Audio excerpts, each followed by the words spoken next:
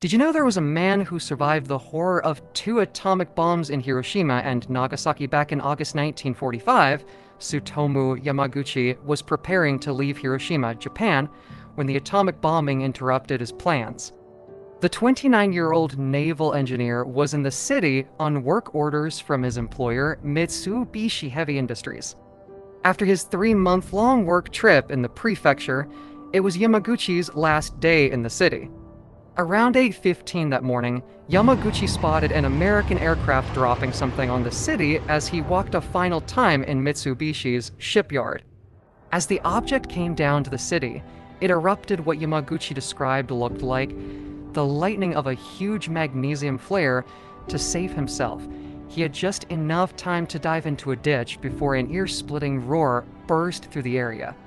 The shockwave took Yamaguchi and hurled him around in a tornado before dumping him in a potato patch.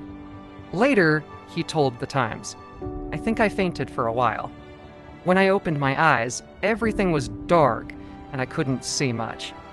It was like the start of a film at the cinema before the picture began, when the blank frames were just flashing up without any sound. Yamaguchi's face and arms had suffered severe burns, and both his ears had been ruptured."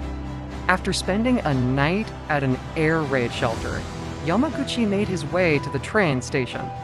He encountered hellish scenes on their ride to the station, but somehow made it as Yamaguchi then hopped on a train to his hometown in Nagasaki. Yamaguchi made it to Mitsubishi's Nagasaki office to report for work. He found himself with the company's director, who demanded a full report on the incidents that took place in Hiroshima. While Yamaguchi was in the midst of telling what he saw, the landscape outside the office suddenly lit up in iridescent light. Yamaguchi fell flat on the floor as the shockwaves destroyed the office windows. The wounded man made his way home to check on his wife and son, as he feared the worst of scenarios.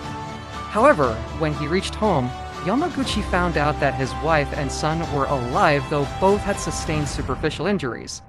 In the following days, the radiation caught up to Yamaguchi as he suffered from severe hair loss and incessant vomiting. Yet, somehow, unlike so many other victims, Yamaguchi made it through. He and his wife even had 2 more children. He later journeyed to New York in 2006 to speak about nuclear disarmament before the United Nations. He said while at the UN, "Having experienced atomic bombings twice and survived, it is my destiny to talk about it."